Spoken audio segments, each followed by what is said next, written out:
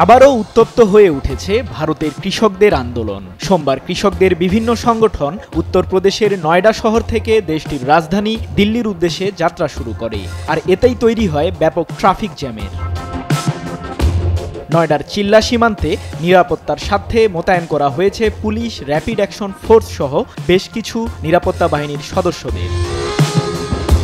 রবিবার ভারতীয় কিষাণ পরিষদের মুখপাত্র সুখবীর খলিফা দিল্লির উদ্দেশ্যে পদযাত্রার ঘোষণা দেন। সংগঠনটির এবারের দাবি, নতুন কৃষি আইনের অধীনে কৃষকদের ক্ষতিপূরণ ও বিভিন্ন সুবিধা দিতে হবে।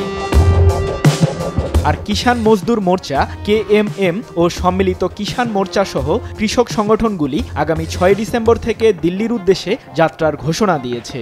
তাদের দাবি, কৃষিপণ্যে ন্যূনতম মূল্য নির্ধারণ করতে ভারতের কেন্দ্রীয় সরকারকে চাপ প্রয়োগ। এছাড়াও কৃষি ঋণ মওকুফ সহ কৃষক ও কৃষি শ্রমিকদের পেনশনের দাবিও জানান তারা। Double million offer, Walton fridge কিনে পেতে পারেন 20 লক্ষ টাকা, রয়েছে কোটি কোটি টাকার নিশ্চিত উপহার। এদিকে হরিয়ানার কৃষিমন্ত্রী শ্যান সিং রানা কৃষকদের এই পদযাত্রার নিন্দা জানিয়ে বলেছেন, তাদের দাবি অযৌক্তিক।